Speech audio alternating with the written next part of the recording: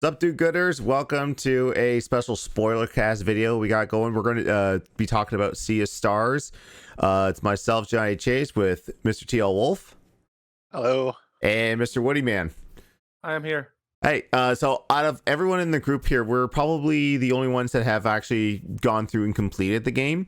So we wanted to, talk about it and, basically gush over it because I think it's safe to say we all love this game. Yeah. Oh, it's incredible. Yeah. So obviously, We will be spoiling things. yeah, spoiler heavy on everything. Although the one thing I'll probably if I can put a pin on this, and let's not spoil this. Let's not spoil the flimsy hammer, like what you do with those. No. I haven't done that. Although I haven't done YouTube is attempting to spoil it for me, I have not looked into it. Okay. But yeah, so the flimsy hammer stuff we won't spoil that because that's like end game stuff. But Yeah. And I mean, beyond that, in Gerard's The Completionist video, he talked about Sabotage One and him to not talk about it. And if they're asking their actual friends, hey, don't talk about this, and we know what your videos are, but please don't talk about this.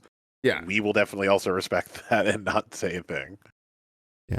Which actually, let me this. Oh, actually, no. The video I have playing right now. So I have like something on the little visual side here down in the corner there. You can see actual gameplay. They're in a crypt right now, but it's like 12 hours or not 12 hours in, but it's fairly close to the crypt. I can't remember how far it is that into the game, but yeah, I guess The crypt is the same island as Mirth. So okay. So it's after. Well, this guy's saving right now. Yeah. He's 10 hours in there, so I think we're good. But yeah, I like where do we start with this? So like this game's been, I guess, hyped up for quite a while. I've been seeing it in a lot of like indie scissor reels, so like Nintendo scissor reel, Microsoft scissor reels, and everyone kept saying it's like, oh, man, if you love Chrono Trigger, you're gonna love this because like it's like visually, like, it has the same visual style of it. The mechanics are somewhat close, although the timing of hits is more in tune with Mario RPG and the Mario and Luigi RPGs. Oh yeah, definitely. Yeah, and I'll tell you, man, like I've been hard pressed to find, other than Octopath Traveler, I've been hard pressed to find like a really good old school JRPG, because a lot of RPGs now have gone the way of like more action focused. Not a whole lot of like, well, let's take our time and think out your attacks, right? And this scratches all those itches, and this was one that was like really, really hard to put down. Oh god, yeah.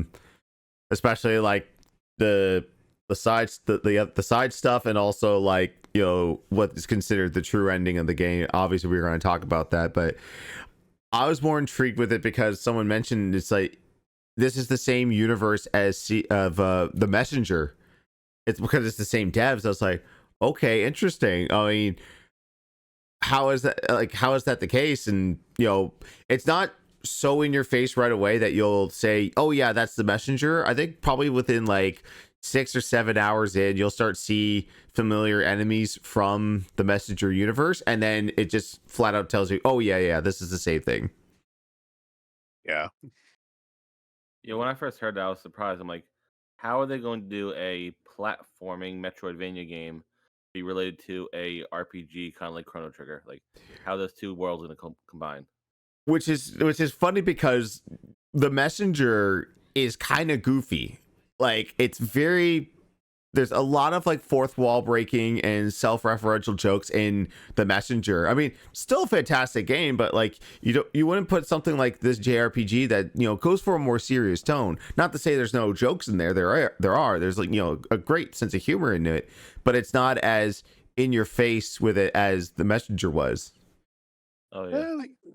Yolanda was a little bit. Oh yes, yeah. The one pirate who keeps being like, "Oh, all the heroes are getting together in a huddle to discuss what to do next." Oh yes. That's great because all of her fourth wall breaks talking about RPG tropes, and just no one generally really reacts to the fact that she's blowing it. Just ignoring her. yeah, this is like, oh yeah, that next city that's got to have a better sword and a better staff for you, right? Mm-hmm. Isn't it Oh, weird how every blacksmith has a progressively better dagger for you? Yeah. yeah. Yeah. I know we're kind of going in order, but like, just I want to take a second. All those pirates are so amazing. Just those Oh my characters, god. Yeah.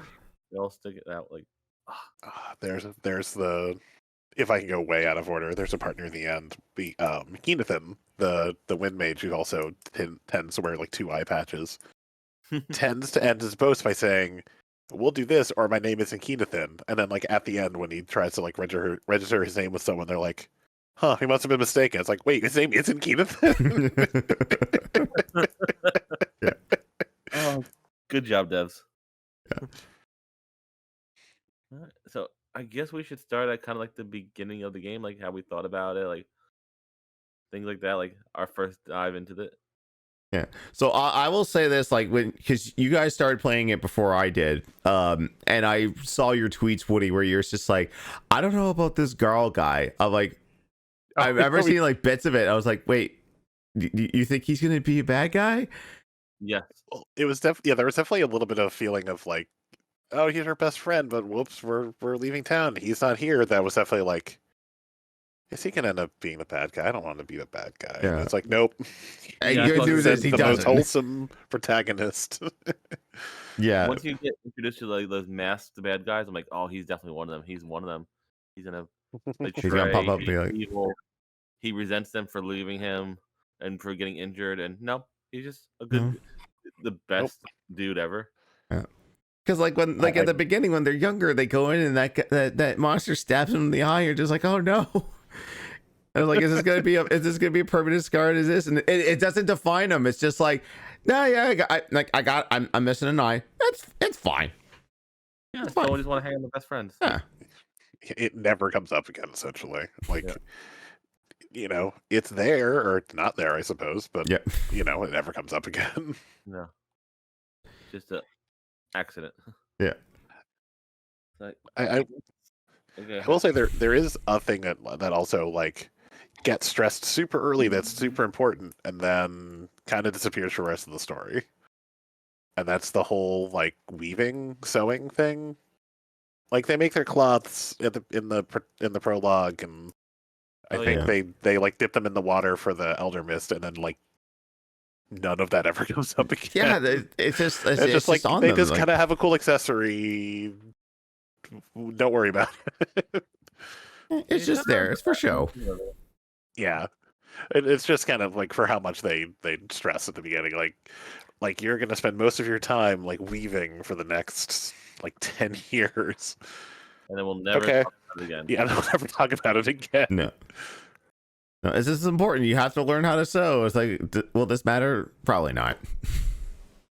It matters that you have a magical focus now. It will not matter again. So I think we should just start by just explaining a little bit of the plot, maybe. Like we have our two main Yeah. characters, well, Zale and Valerie, right? Yeah, Valere, yeah. Valerian. There. I said Valerie the entire time. Oh, So yeah. I was wrong again. There's another character who I did that too. Oh. But they are like chosen warriors of the sun and the moon to basically save the world. Yep, because in this universe, like the only people who get like actual magic are people born on the solstice. Yeah, and delivered by a great eagle into an island, and then go up for training. Like I knew, I when I was watching this, like, okay, we're gonna do this trope of, okay, we're this is a generational thing, like it happens all the while. It's like, no, it's like this is a cycle. We have to break it now. Oh yeah, the Yeah. chosen one cycle. Yeah, the chosen one cycle, or like just the fact that like, oh yeah, it just keeps happening. Like, wait, just we have to break it. It reminded me a lot of like 10, FF10, where it's just like, nope, sin comes back every. We have the summoner has to sacrifice himself to become sin, then we kill him, and then we have to just rinse, repeat. It's like we gotta find a way to break the cycle. And this one, I don't think like technically the cycle is broken. If you've played the messenger, there's some stuff there. Really, no. And I think it's just I think with there are plot reasons, but we'll get to it. Yeah. Yeah, so it's all about Zale Valer or Valerie. I without a sure pronunciation because there's no spoken word in this because it's old school RPG. You know, read everything yourself, make your own voices there. Sea of Stars did actually provide a like a dang it, like a translation, or Or like they pronunciation. have them voice on their website. Oh, they do. Okay, did Yeah, not know that. I was definitely wrong. Then. it's somewhere in like the streamer kit, or like in the press kit. Yeah. Or streamer kit. It's one of these. Speaking of streamers, shout out to Gerard the Completionist or the Constructionist. Is in the video I'm playing right now that they just completed all the dialogue from Earth, so Gerard just shows up. That's kind of funny because like I remember watching his video where like so this is actually a Kickstarter game. This is backed on Kickstarter. Did not know about this. And he mentioned that he forgot to fill out his Kickstarter backer stuff, and they're just like, oh, don't worry about it. Yeah, we're just gonna put you in the game as a little NPC. At first they said it was just for like a special demo because he was doing it during his Indie Land streams where he shows off indie games, and they're just like, oh no, you're actually in the game and you're part of a side quest. That's actually like it's meant for the final for the finale. Oh, God, that Gerard. He's in too many games. I made the point that it's funny that he is in 2 JRPGs within like a week of each other because WrestleQuest came out before this and he's in there with a bunch of other YouTubers and he's in this, but like in WrestleQuest he's like it's just a cameo, so you just walk up, talk to him, and be like, "Hi, I'm Gerard the Completionist. Boy, it's sure to be nice here in Canada." Yeah, so So yeah, we got Valer and Zale saving the world. They have to go to training, and they actually meet like the current Solstice warriors, who are, all right, correct me if I'm wrong, Wolf, Brewgraves and Moraine. I did Brewgraves the entire time. It's Brewgaves. Oh, dang There it. is no second N or second R, and it was in my head the whole time. I was just like, Why am I the one saying the names? But yeah, they're the current Solstice warriors who like are kind of saving the world and things like that. And then they go through a bunch of training and they're set out on their journey. What do you think of the 2 main characters? Who'd you play as? Because you had to choose between the 2. You had to choose between the 2, but you literally could switch at any time. yeah. And in the end, it really didn't matter because like it was just whoever was in the front of the party, and that's basically it. Yeah. That was one a little bit disappointing about that part. Like, I hope it would impact the story a little more. Yeah, I played Valer the whole time, and then when I did there's like a new game plus kind of achievement, kind of sorta. It's like it's not a full new game plus, but there is like one last achievement you can get, and I made Zale for that. Okay. Other than like some like light bridges will be a different color, and you have to go to the other side of the room for your bed at the very beginning. It doesn't really matter that much which protagonist, because like anytime where there's extended speech, it's a cutscene, and everyone just says their thing anyway. Mm-hmm. Yeah, and the 2 protagonists are pretty similar to each other too. Also true. Yeah.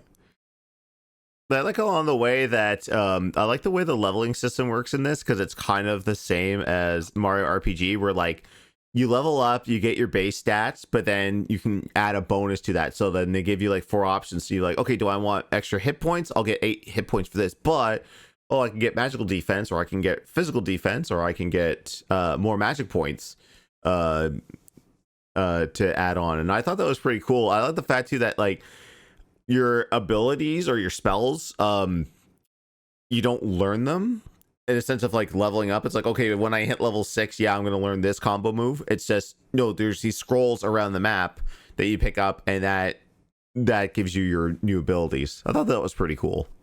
It really made the exploration more interesting. It made you go through every single nook and cranny, be like, okay, what's here? Yeah, for sure. Or the occasional, like, a character be like, oh, hey, you're pretty fast, but if you do this, and you get an ability that way. I also like Although, sorry, you go ahead, Woody. And I was just saying, I also liked how when you level up, like even if someone's out for the dead or not in the party at the time, they also level up. Yes, I love that. Yeah. And I love that. I love that everyone shares XP at the exact same time. So it's not like, okay, I got 1500 XP on this. Oh, Zale level up. Oh, but girl, oh, you had like 20 XP left, so you don't level up this turn. Next battle with XP, you'll get it. Like when you level up, everyone levels up at the exact same time. It's more like D&D 5e in that way, or at least if you're doing like closer to like milestone. Yeah. So what were you saying, Wolf, before? Just speaking on the abilities for a second, like, can we talk about the fact that not his actual like ultimate, but like Garl's strongest like regular spell that he gets is just making a pressure cooker bomb? Like, what the fuck? Yeah. It's love just it's just a pressure cooker bomb. It's like, he's not a magical guy. okay, not a magical is just guy. and who likes to cook, so he's gonna make a bomb. He's gonna throw a bomb. Yeah. I mean, if I'm fighting a bunch of demons and stuff, I'm gonna get a bomb too. Yeah. I love how everyone has like their own little elemental tricks there. And I also love too that, like, say if you're fighting someone in that lock system, so like icons pop up and say like, all right, they've got X amount of turns to attack, but like they're on this big attack, and if they land it, you know, you're gonna get a lot of damage. But if there's a crescent moon, that means you should probably use Valera in some type of spell, preferably your the boomerang. Yeah, moonrang one. Yeah, that's probably your best option. Or moonrang or a combo or but or like use if some you of don't the have living that mana, which was also a really cool system. Oh yes, like beating the characters up with physical attacks and then sucking that in to get an even more stronger attack. But I love the fact too, it's like, wait, this needs poison, and I don't have was it Sari or Sarai? Sarai, I think. Sarai? Yeah, unfortunately, they don't actually have a translate or a Pronunciation for her. Yeah, it only goes up until the pirates, basically. Okay, so that one there, like it has she has poison, so it's like, oh, if someone has poison, oh, they're not in my party, you go swap them out on the fly, and it doesn't cost you like, because normally like in RPGs, if you swap out a character mid battle, that will cost you a turn. This one here is just like, oh, swap out, do this. And they also do that too for like combo attacks. So like good. It's like, oh wait, they're not in my party for this combo, oh no, we'll just switch out one of the other guys. Yeah, they're in for the combo. It makes it so much easier, like just not wasting a move, not wasting your time for just swapping characters. Also, how much did everyone abuse Sarai's disrupt attack? All the time. Sets locks back 2 turns. Not a whole lot, because it didn't always work out for me in some instances. So I was just like, oh, sometimes I would do 1 turn, sometimes I would do 2, but mostly with her, I would just use like the teleport stabs. So like fly up, launch. Like I like, as soon as I figured out like the rhythm and stuff, I'm like, yeah, I'm abusing the hell out of these. Yeah.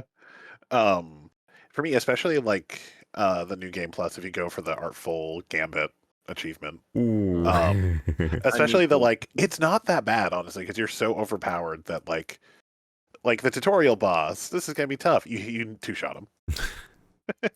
And you actually only need to have Artful Gambit on for the bosses, so like it's really not that hard. But like the Dweller of Woe, I think it is. It's like the big monkey one, which is like the second to last boss you have to fight if you can do them all in the right. Yeah. I managed. Well, it took a bit to get to break the hands to get to the cycle where you can really do damage to the head. Yeah. I just kept hitting it with Disorient, and I wound up like 1-cycling him after I dropped him down. Nice. Yeah, I use Disorient so often. It was my go-to clutch. Yeah. So go ahead. Didn't another character have like a move, or was it a combo move where you can like push him back? I forgot. There is a later game character we can wait to talk about who it is exactly, but he does have a move that just breaks a random lock, and if you get the timing right, it breaks 2. That's what I probably was thinking of. Yeah, so like it's super helpful, but it's not. Then Disorient is just the like knockback 2. I don't think the last character we're not thinking of, I think, only has like a heal and damage. I don't think he has anything to like disrupt Like blocks Fox? or No. turns. No, does not. You're right. It's where are we at there in the story? I guess like the main we're one is working on like the there's just training, like yeah. yeah, they're way past their training, so you know girl, it's, you know, we've said before that we're worried about him because, you know, he got stabbed in the eye, and you know this is supposed to be like, you know, just their journey. They're not, you know, he's not allowed, but eventually they just like, all right, just, you know, you can go with them, just, you know, just stay out of trouble. He becomes like the heart of the party. Oh yeah. He really does. I guess the other thing we should explain is the threat, which is that there is an evil being named the Fleshmancer, which I was laughing at that name the entire time because it's just a silly name. Like I get it. He definitely does man's flesh, but it's a silly But- fucking name. Even that sentence, he definitely does man's flesh. He does. He is a necromancer, but it's all with flesh and bone and blood. Like he is creating monstrosities out of parts. Yeah. So creepy. So Fleshmancer does work, but just seeing like who's the evil villain of the game? The Fleshmancer. What? But he creates dwellers, which are, you know, beings that will increase in power if they're unchecked until they become world eaters, and that will destroy the world, obviously. And so the Solstice Warriors have to fight the dwellers to defeat them before they get enough power to become world eaters. And they describe them as like, these dwellers are like powerful. You can only kill them during the solstice. Like you can only really damage them with solstice magic too. So whoever else is in your party mostly runs heals. Like they can do teeny tiny kind of useless chip damage, but they're mostly just going to be healing. Yeah. They go on to defeat. I think they defeat one, and then they're going on to like one of the major one that requires like everyone. But then come to find out that the two, like I forget their names already. Yeah, like Erlina and Brugaves. Yeah. They you find out plot twist, they're the bad ones because So Woody and I were right to suspect a twist, but we got the wrong character. Yep. We knew we were going to be betrayed eventually because, you know, RPG, but didn't know who was going to betray us. And they betrayed us, and because they want the cycle to end, basically. They're tired of fighting, tired of the cycle happening. Yeah, and then you see some like backstory between them. It's just like they were kind of treated unfairly by the headmaster, and it's just like, I hate this. It's like, okay, well, we're gonna break this, and it'll never happen. Yeah, because it's you're not really given a choice. If you are a child born of the solstice, it's like, cool, you do this now. Yeah. This is your destiny and your fight. You must do this. You must fight these nightmarish creatures and probably die. Yeah, and especially like for Erlina and Brugaves, I'm pretty sure when they were training, they had gone after one of the dwellers that killed basically everyone except for the headmaster. So those 4 are the last 4, and now half of them have defected, and the other 2 are brand new. Yeah. So we get betrayed, and I can't remember exactly what happened after that. Like, isn't like a new dweller released? Is that what happened? Yeah, I think that's when the Dweller of Strife arrives, because the Dweller of Strife is like lavosed into a town. Yep. And that town that town gets fucked. It gets fixed later. Brisk. That's what it was. I was trying to remember what the town was called. Oh, yeah, the town of Brisk kind of gets leveled, but they do end up fixing it like pretty quickly. A couple weeks later. Yeah. Well, a lot of time they build passes. Another town in a week. So town gets destroyed. New dweller out. This dweller is supposed to be even worse, and the one that's like a monster kills everybody. So they're like, okay, we got to kill this one now. We're not strong enough. Yeah, they recruit people who had magic that was actually doing way more damage than you could, but the Dweller of Strife destroys that as well. And then after that, I think comes what my favorite part of it. Obviously, is so throughout this, like there's like a storyteller called the Archivist, and they like tell you about what's going on, and when you actually get to them, they're like, honestly, well, if you want to come to this, if you want me to come along with you, you have to go to this area and grab a specific item for me. And they take you to, and this is where the real link to Messenger comes. They take you to Glacier Peak. Yeah, and I hadn't played the Messenger yet, so that one went right over my head, honestly.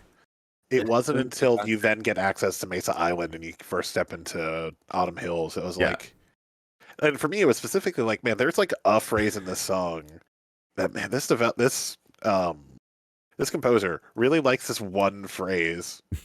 Wait, and then I like Googled the song and found the same name. It's like, oh, I'm an idiot. Yeah. This is the same song. Yeah, it's the same song.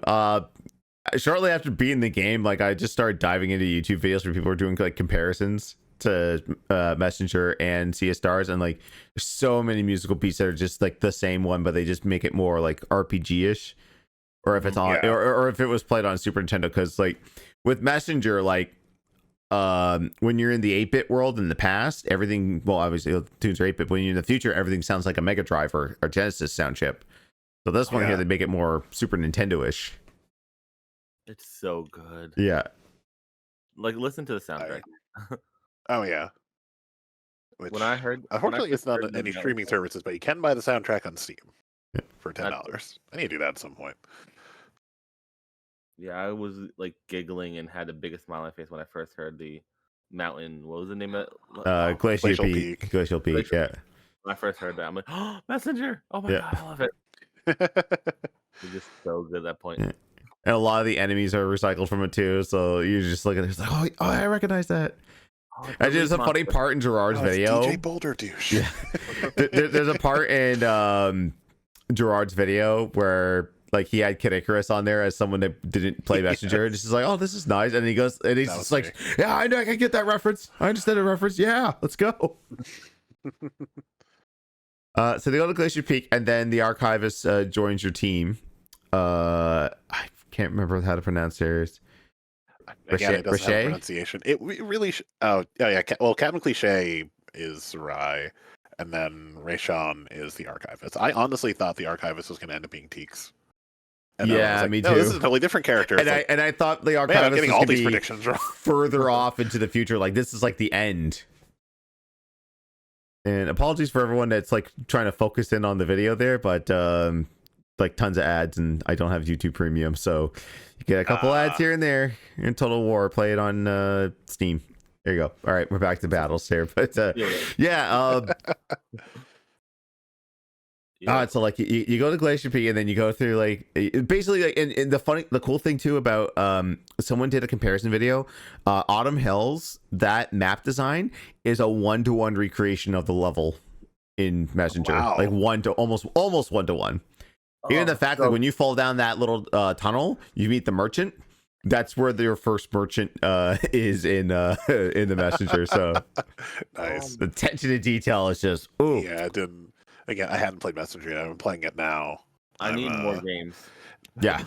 Tiny Messenger spoilers, I guess. I'm at the point where you actually get the map. Okay. And actually get to explore, and I have no idea what the fuck I'm doing at that point. Yeah, that's where it really opens up. Yeah. Yeah. But okay, so we got Rashawn on our team now. And then is that when we go to the clock tower? I believe so, yeah. I think Clock Tower is part of Mesa Island. Yeah. And that's where you encounter the Clock Tower is where you encounter Dweller of Strife. Yep. And that was one of those ones that was like, am I doing any damage to this thing? I don't know what's going on. Yeah. It's a scripted lose fight. I wonder if people can, I mean, obviously it won't work the same way, but I wonder if people, I think it's scripted. Yeah, it's totally scripted, because after you do enough fighting to get like a few of the blasts off from the like super weapon that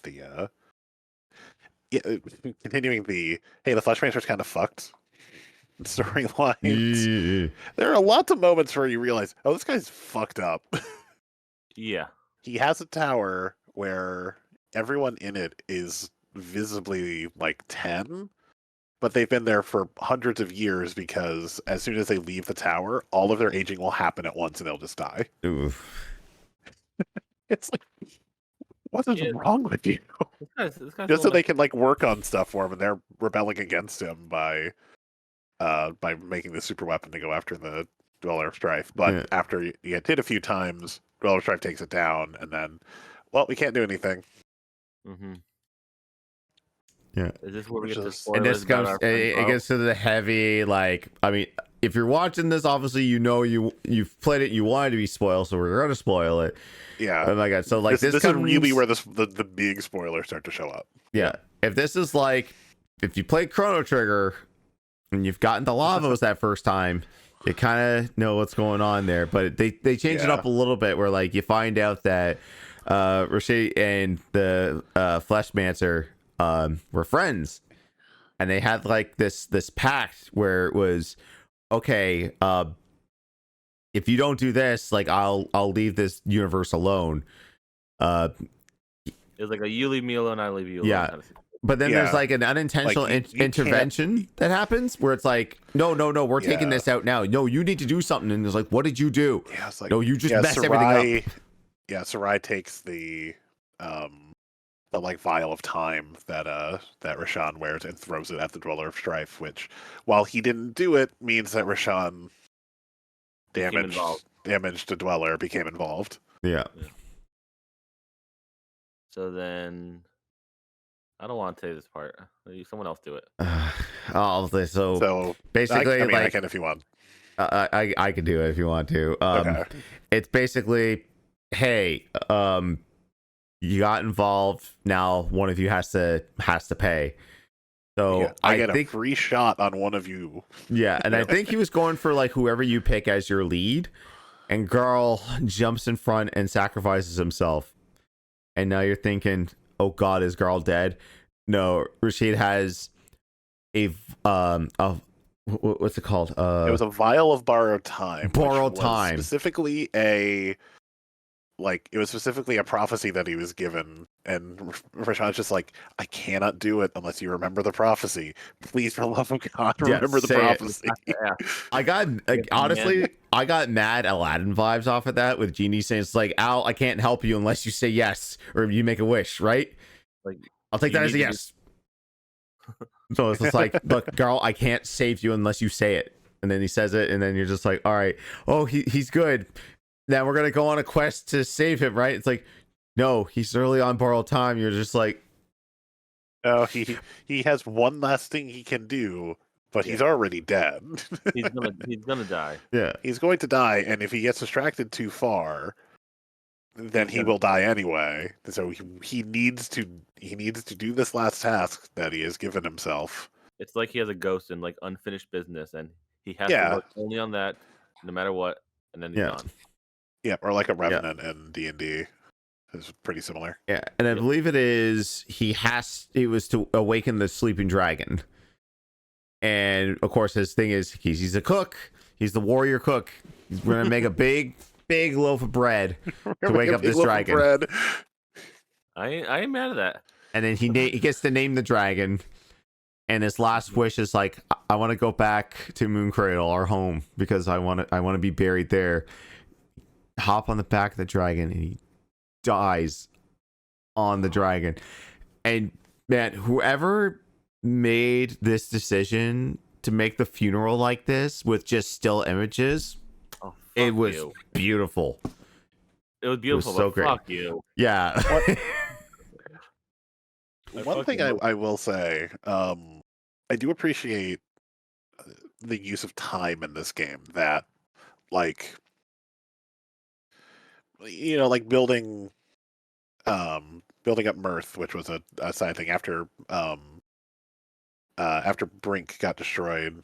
People who didn't want to stay there anymore, or Brisk, sorry. Yeah. People who didn't want to stay there sailed off and found a new town called Mirth. That's also where you meet Gerard the Constructionist, because he helps you build up bigger buildings there. shit, I lost it. Oh, but like that takes a week, and like the funeral, they specifically mentioned like they've been mourning for like 2 or 3 weeks at this point.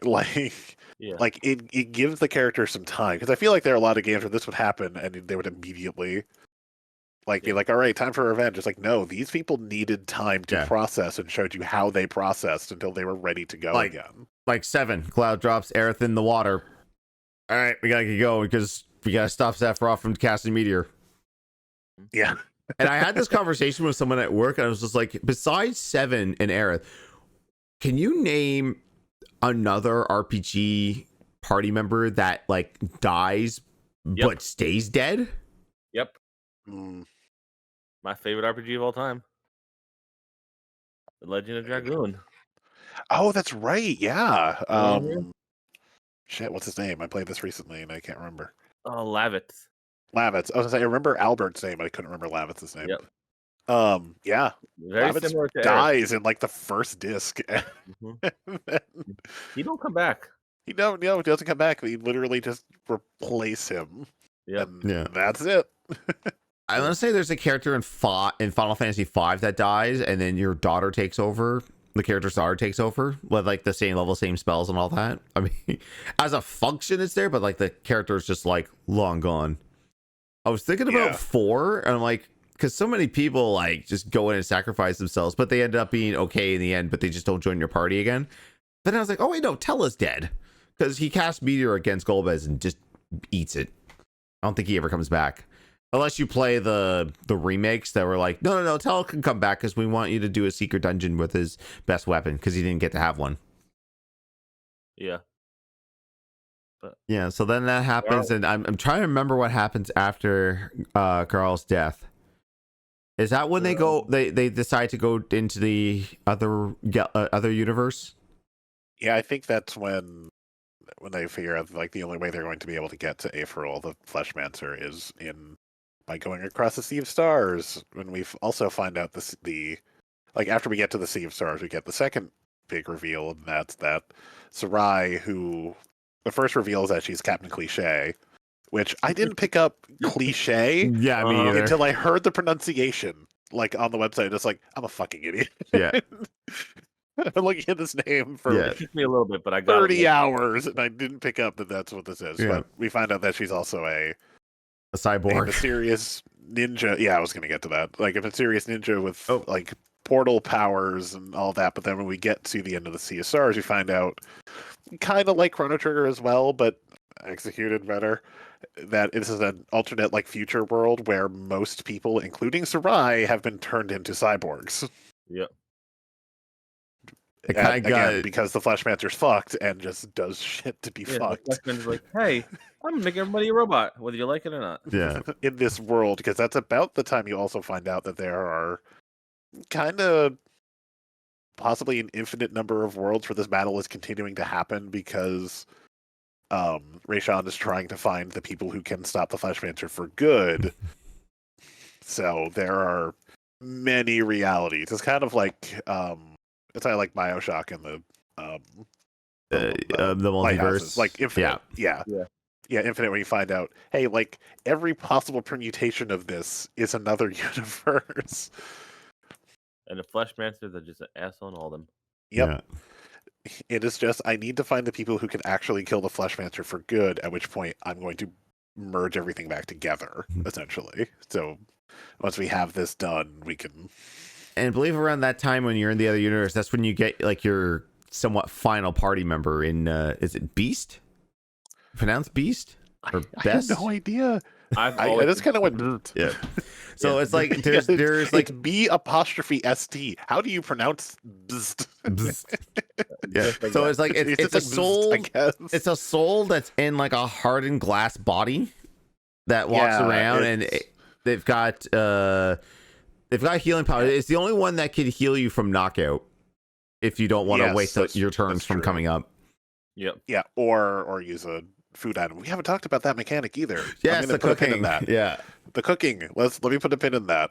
But yeah, Bist is like the soul of a being from a lost race, that kind of similar to the clock tower, they're kind of just wisps at this point, and if they leave the area where their bodies were, which I don't think we ever see their bodies, but like No. because I think they were turned into cyborgs as well. But if they leave that area, they will also die.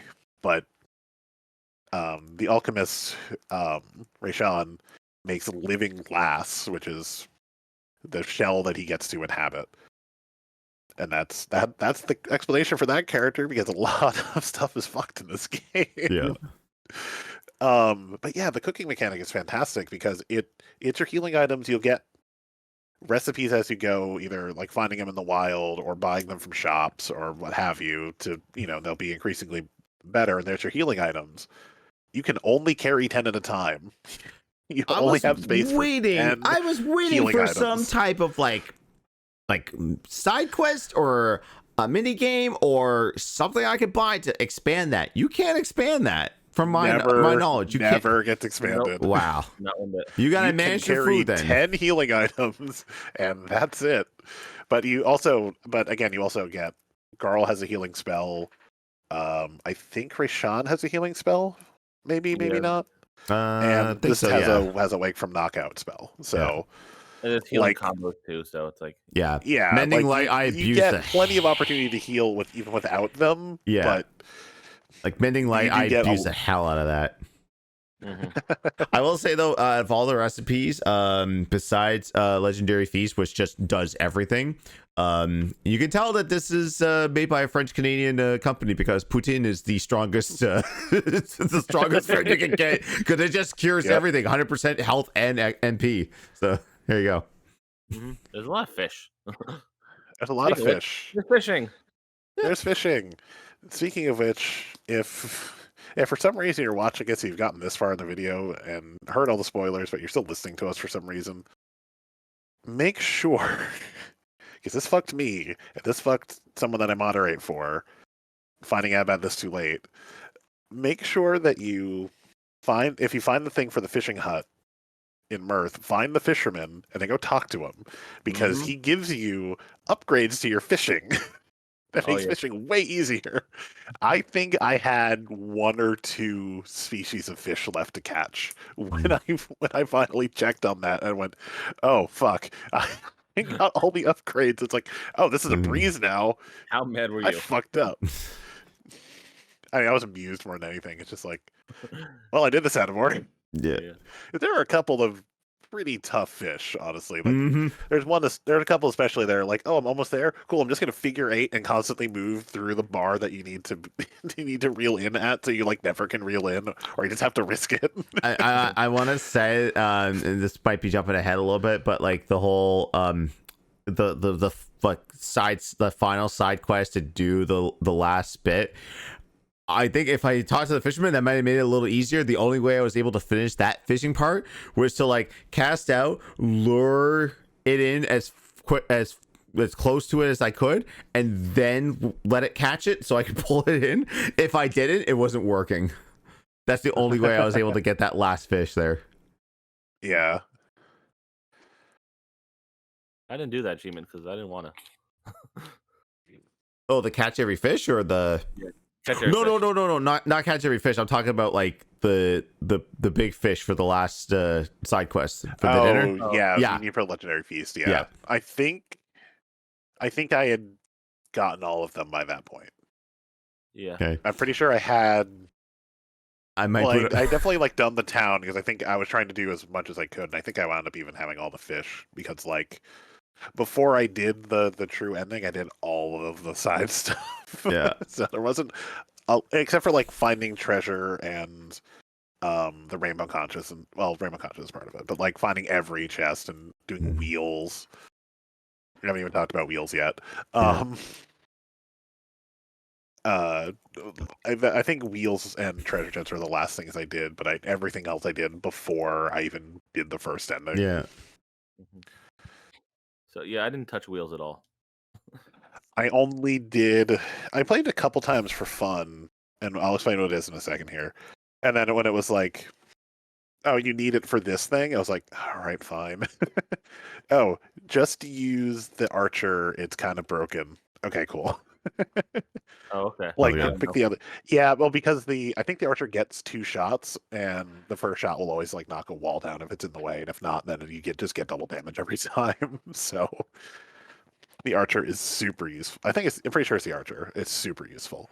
So what wheels is? It's basically slots. This is the like. This is the It's triple your triad. Gwent, it's your triple triad. Yeah, it's your here's a mini game that you can play if you want to. You don't have to. You do for a thing, but you don't have to. But if you're in town, you can play this, and it's basically slots. It is you'll get upgrades for your 2 warriors on either side, or you can get a wall. And then like if you get like a bar on each one lowered all the way, they get to attack the other team. Each team adds 10 points. Whoever runs out of health first loses. If you both run out of health at the same time, it's a draw. It's not that complicated, but because it's slots and because it's luck, it can be a little frustrating. Yeah. Yep. Especially like if you don't know what you're doing. Well, I did it once. I did not read any of the rules, and I gave up. We're not going to talk about what they're used for. I will say doing that entire side quest of wheels is one of the flimsy hammer things, if I recall correctly. I think so, yeah.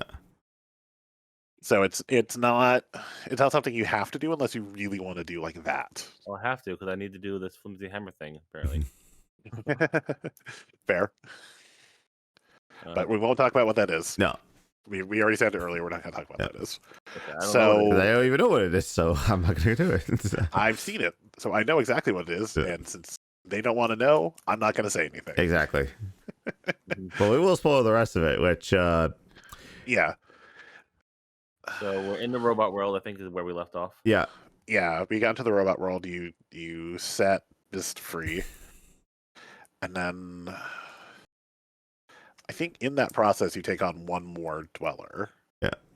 And then head towards the Fleshmancer's fortress, which it's this one of the endings, and you can tell that it's not the real ending, but you actually there's that one point in the story where like they bring all the like sidekick baddies together, and you get plot dumps there where like they're like, no, like here's what I want. It's like I want to become a powerful being, and the other one's like, well, I want to, but like if I do this, you leave Zale and Valera out of this.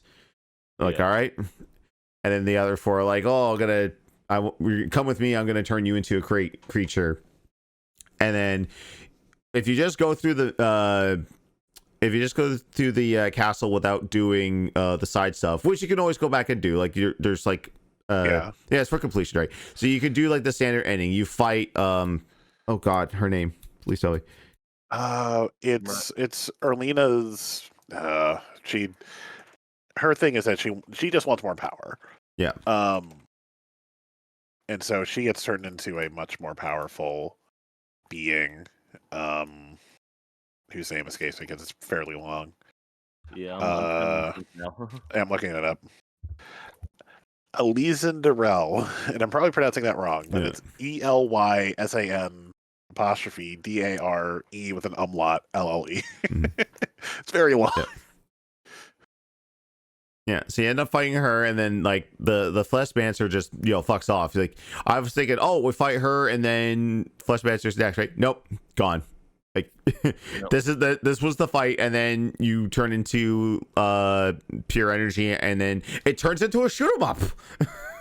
Yeah, and there's just randomly a shooter section. Yeah, I was not expecting that. But I no. it. It's kind of like right before the credits. It's kind of like in Messenger when you're on top of the dragon and it just turns into a side-scrolling shoot 'em up for a level. Yeah. Yeah. So so that happens. It's endgame, and then and then if you didn't do or complete any of the side quests, they do give you a hint. It's like, oh yeah, remember at the beginning there was like this little like Stonehenge hinge type of deal. These are all linked to side quests, and here's the side quest you need to do. You need to collect all the collectibles, all the rainbow conches. You need to I'm trying to remember what else there. Yeah, pretty much every side. But then there's there's one of the big revelations you learn from that, when you unlock all that stuff, you actually go back in time and you can do like a chrono trigger and save Garl from death. We're going right into it. Yep, Yeah. you can. Yeah. Yep. Um, Yeah, Boost becomes like the Chrono Doll essentially, which is weird because you never see him do that, and like you can see him turn into things like you're going on a ledge, he'll turn into a wheel or stuff like that, or like if you're in the water, he's a crab. But or no, I think Skinny Legend's a crab, whatever. Yeah. But like the fact that he fully just transforms into Garl in the same position to fulfill the like Chrono Doll destiny, but then also like Chrono Doll's just a doll, whatever. Just act like dies and spends a couple weeks in the ground before you save him again. Yeah, it's like a Bender situation. Like, no, it's he like had just to wait wait down there the whole time. it really is like Bender. I forgot that episode. Yeah, we're just buried underground, waiting. Like, what was it like being down there for 1,000 years? Oh, it's pretty good till you showed up. But yeah, Garl saved. Garl saved, and everyone's so happy. And you also get his side quest, which was just like, hey, you know that really fancy restaurant in Brisk? I want to eat there. It's an entire side quest. Yeah, I love how Garl's a foodie, and that is required to get the final ending or to get the true ending. Yeah, and you get the legendary feast at that point as well, which is a super useful healing item. Yeah. I guess. But also when you go through the true ending, instead of fighting Elsa Norel, you get to fight Aephoril finally. You get to fight the Fleshmancer in a much more intense final boss fight. Because Garl throws an apple at him. It's just like, hey, I'm gonna fight you. Hey, fuck you. It's like, did you just throw a motherfucking apple at me? Yeah, yes, I did. And then I guess technically at that point you can still use Rayshawn because it's not Rayshawn, because I think he miscalculates like the depth of the cruelty of Aephoril, and so he just fucks off to do more research and just like leaves you a shell essentially. Yeah. I think he leaves because he involved himself. He's like, I can't be part of this, but I'll give you this shell. No, I think part of it was he told the story of how he became the Great Eagle, which I've seen people theorize that maybe Aephoril and Rayshawn were in love or lovers, which kind of gives more depth to the fact that he made him an eagle, and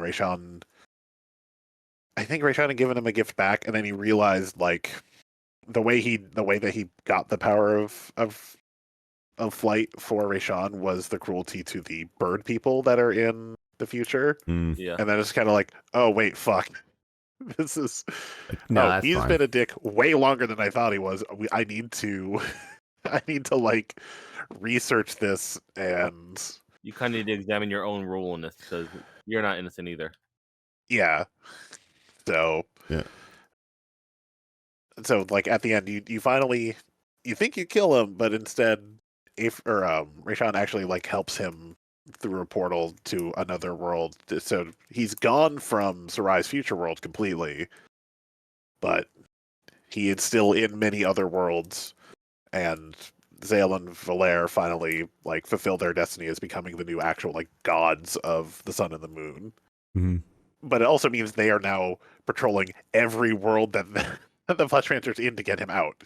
Yeah. So it is, on one hand, you are now like massively powerful. On the other hand, they are now in constant vigilance to save every world. Yeah. So the Fleshmancer, this is where the real works begin. Yeah.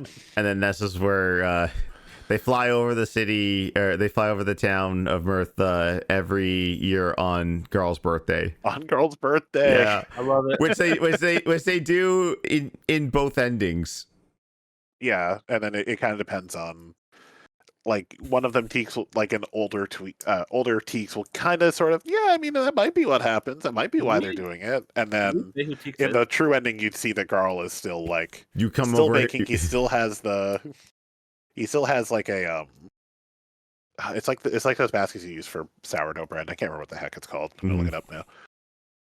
Like the kind of thing that you would like proof a Banneton. The kind of thing you would proof like a sourdough bread in, but like Wentworth sized, like the size of the bread that he made to free the sleeper. And we also get one more reveal at the very end, which is you see that Elisandrel met with Brugraves, who also got transformed because he wanted to be the fastest being that's ever lived. Which, if you played the Messenger, Demon you would Lord, recognize Demon Lord. it. He becomes he doesn't become the Demon Lord. He becomes the general. He becomes Barmathasel. He was the boss you fight in like hell. Yeah. in the like fire zone. Oh god, I don't remember that. Yeah, it's a very quick moment during the credits of the true ending. You see Elisandrel approach like a demon that is Brugaves' transformation and is Barmathasel. I think the implication is also that the 4 acolytes, I think they become the Demon King. Oh right, yeah, I believe that's what the implication is. That's what I was thinking. The I was big like, 4-headed Demon King. I think that's actually the acolytes from Sea of Stars. Yeah, that's what I got confused here. Yeah, that's what I was thinking. So I was like, because they like when the Flesh was like, oh, I'm gonna take it and turn into a Bina, and like I went through a video of Messenger all boss fights, and I was like, okay, which ones are they? And I was like, okay, it must be there because it's 4 heads. It was 1, 2, 3, 4, right? Heads, so yeah. I need to re-watch and I need these videos. Link me, please. Yeah. I will link you, Woody. Oh. One of the key things too is that at the end when they're like they're building that that monument to them, and they're talking about, oh, we gotta worry about flooding. That is a section in the Messenger. And when you get to that in the Messenger, Zale and Valere talk to the Messenger about what happened. Okay, I need to play the Messenger again now. I wanted I kind of want to do another playthrough of the Messenger too, just to see that. But that was something I discovered in the videos. It's like, oh, that's so cool. That's how that's a really good tie-in. Oh man, the amount of thought in this game is just crazy. Yeah, one thing I appreciate was that shit, I lost my train of thought. Sorry. In the credits, and this is a tiny thing in the credits though, they give you like a super speed, so you can go through the credits, especially like if you've done the true ending. And then you speed of the credits until you get to the Kickstarter backers, and then they give you an even faster speed because there are 4 clips that are just it's like backer. I tried. I'm always one to always let the credits play because I was like, oh yeah, you just I want to acknowledge the I had to go to work, and I realized, this is backers. Oh, thank God, I can go find a button to go faster. Yeah, that was too much. Yeah. Especially when it was like, because you had like super backers and then like turbo backers and then backers continued. It's like I fucking can't. No, it's like I'm happy you got this game off the ground, but I have things to do. I was like, isn't nope, we're not. I sent you a clip of that, like specifically that moment from the credits. I'm going right now. Isn't it like an hour plus for Mighty Number 9? Yes, there's no speed up mechanic. Oh, I don't know. That's terrible. Just to go back and I don't know if he still has it saved on YouTube. There, I know Tom the Iron Man played it on Twitch near launch. I'm sorry, I was wrong. I will admit I was wrong. Googling this and seeing an article on Eurogamer from 2016, Mighty Number 9's end credits are an incredible 3 hours and 48 minutes long. With no skip. They needed to thank all 71,493 backers who pledged at least $5. Almost 4 hours of just credits. I guarantee you, I'm going to go to speedrun.net right now. I guarantee, or speedrun.com. I guarantee there are people who can beat the game faster than the credits. All right. Well, I think we've. Oh God, so many people. Yeah, I think we've 80%. The slowest thing on here is an hour and a half. You can beat it twice. Yep. You can beat it twice before the credits are done, and that's the slowest. The fastest is like 30 minutes. Oh, that's sad. Yeah. But yeah, thank you, Sabotage. Not to say anything bad about the backers, especially that day where like I think that was actually first day at my new job. I was like, I need to go. Yeah. I can't get through these credits. Oh, thank God, I can just hold A and right bumper and just. And you watch that thing fly. Whoop. Yep. All right. Yeah, because Well- they do the JRPG like Japanese game kind of thing. Like even the Phoenix Wrights do it, where here are some credits and then here's a cutscene, and here's some more credits and here's like there's a lot of mid roll scenes. Yeah. Like what happened? I think we covered just about everything. I think One of the things I wanted to all right, one quick like visual thing, like when you're sailing the sea of stars to get to the other universe, there's a point Oh my God, where they yeah. changed the graphics to 3D, and I thought they were gonna pull another messenger. Where they keep like shifting to. Oh yeah. I thought they were gonna pull another messenger and just be like, "Hey, full 3D. you're playing Chrono Trigger. Oops, now you're playing Final Fantasy 9, Chrono Cross Chrono Cross." or Chrono Cross. Yeah. I would have cried. I mean, we didn't talk about it enough, but like the game is gorgeous. Even the like really fucked up sections, like when you're going into like dweller areas that are, that are all just like gore. Yeah, Yeah. It's all just like body parts, or it's all guts and blood, and no, those are like the pixel art is gorgeous throughout the entire game. Oh, yeah. Or like finding the gorilla matriarch, which we didn't even really talk about, but the dweller of woe. Which I mentioned earlier, but the Dweller of Woe, which you find out is basically the gorilla matriarch, the head gorilla of this island, is chained up and has to watch one by one as her kids are pulled away to be devoured by the Dweller of Woe. It's like, God, the Fletch Richard's so fucked. Yeah. It really is. But no, like the graphics are like the pixel art is gorgeous. Like there's so much animation in this, and there's so many like specific like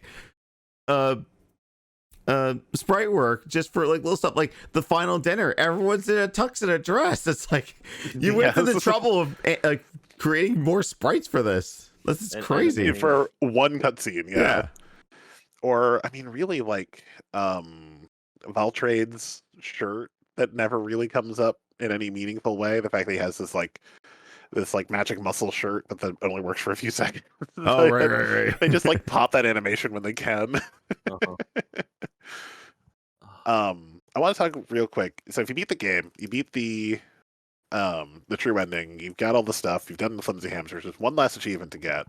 And as to go through 10 bosses, and you only need to put the time for the bosses with a relic that you get in Sarai's side story, because it does the Chrono Trigger, like everyone has a side story thing. It's called Art for Gambit. This is what it does.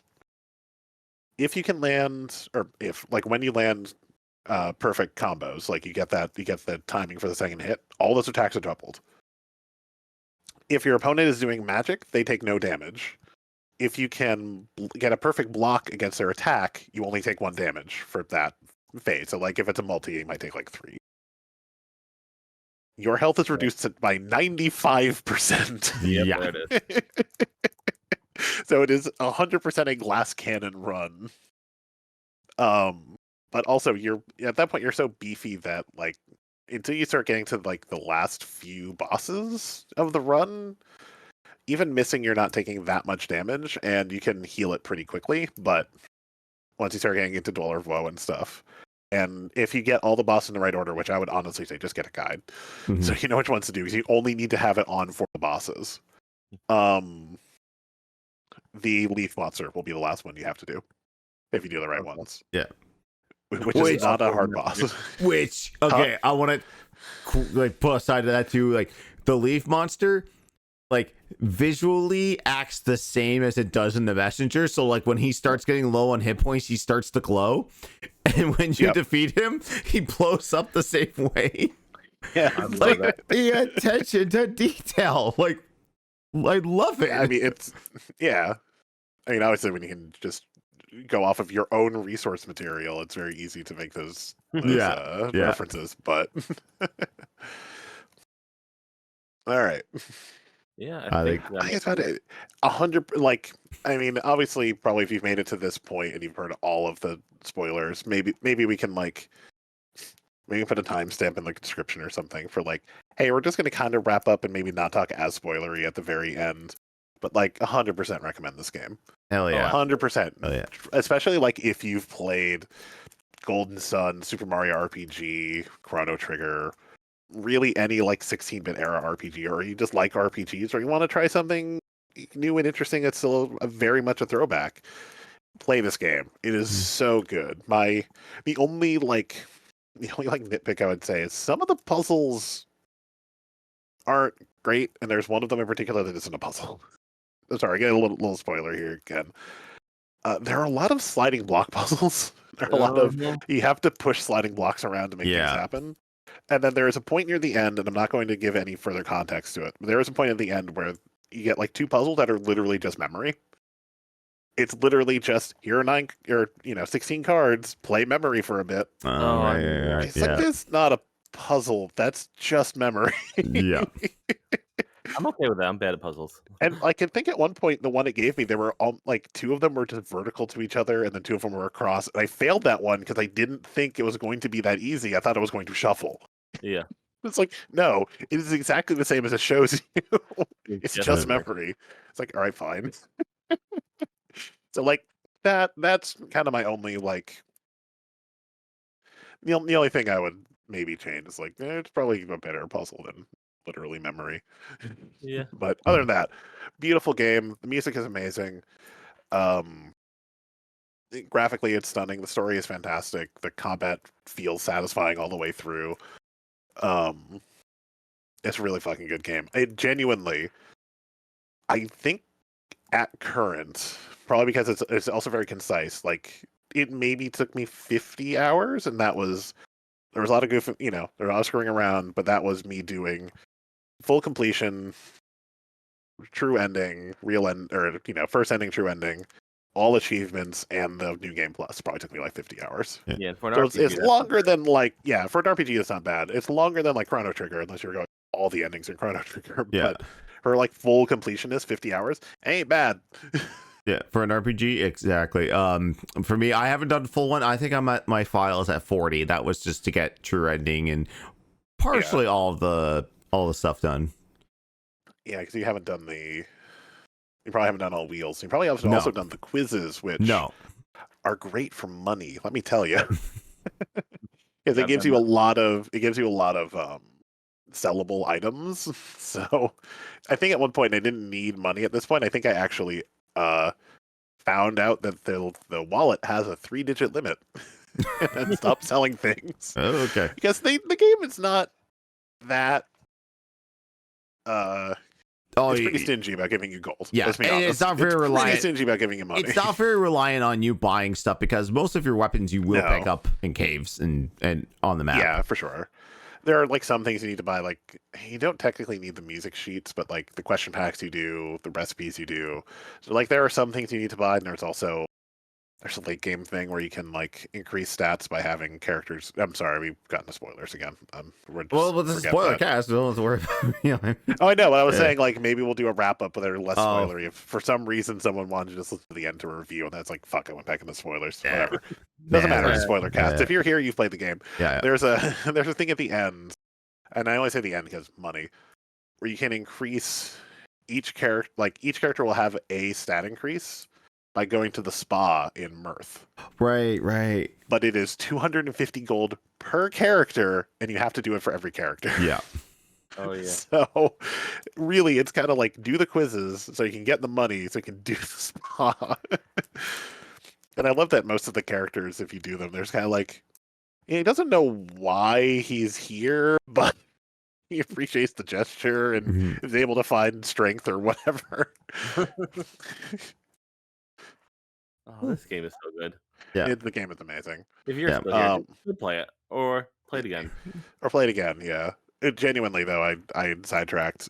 I think because of the brevity and also because there's a thing that happened in this other game that annoyed me, but at this point it's over Tears of the Kingdom for me. It is my game of the year. Oh wow. And like Tears of the Kingdom is also fantastic and also deserves that spot, but I think I enjoyed my time with this more. So it also never felt like I needed to grind. And it never felt Yeah. like I needed to exploit a glitch that they then took out of the game because I didn't want to deal with chasing down dragons and drop one item every 10 minutes that you need like 12 of to fully upgrade shit. Yeah. And That's that's fair. for each item. Yeah, Yeah. there's a part of me that will always be annoyed that they decided to just completely nuke as many duplication glitches out of a single player game as possible. Yeah. That is honestly, that's the thing that like, that's part of the reason that like I think Sea of Stars is like above it, because I never felt like I had. At no point do I feel like I have to grind. I know, and Yeah. it never feels. It's like Chrono Trigger. At no point does it feel like you have to grind for levels. Yeah. Yeah. Like even in like full completion even with the other thing, I'm level 21. Like you don't need to become a level 50 thing, and you don't need to No. re-enter areas to trigger more Because random attacks. it's and all build based your on the timing. stats. Like, Yeah. Yeah. if you're good at the timing, And you really don't it's need to scaled grind. so well too. Yeah. Anyway, that's my final thoughts. Honestly, I think this is my game of the year. Go play it. Go play it. Yeah, I mean, there's really, if you have subscription services, there's no excuse not to play it. You can, it's on PlayStation Plus, it's on Game Pass. But if you don't have those covers, it's on Steam and it's on the Switch, and I think it's very inexpensive. It's like what, $30? I'll look it up. We'll do Steam. But also like, even though it is on all those services, 35. Even though it is on both of those services, their sales that they were hoping to get for the year, they got in 2 weeks. Wow. Like even with, and that's not downloads, that's sales. So everyone who kickstarted it, everyone who can play it on Game Pass, everyone who can play it on PS Plus, and they still sold, I think it's 25,000. I'd have to look it up, but they like blew their sales numbers out of the water in weeks. And it's well deserved. Exactly. 100%. It's fantastic. All right. Well, I mean, I think that wraps it up. Sea of Stars, 10 out of 10 game of the year for most of us here. I'm sorry. I had that wrong. In 1 week they had sold 250,000 copies, which was like their projection for the year. Oh, damn. Oh, there you go. There you go. Even more impressive. Yeah. And again, that's with two of them. That's with it being on 2 subscription services, and they still sold 250,000 copies plus. Oof. This game's really good. Yeah. And like there are other really good indie games this year. Like Dave the Diver is really interesting. Was it Dredge this year? Or was that last year? Don't know. I think it might be Dredge was this year. Dredge was this year. Like there are a lot of really good indies this year, but like Sea of Stars is my game of the year. Mm-hmm. All right, so that's gonna do it for this spoiler cast, guys. If you made it this far, let us know in the comments.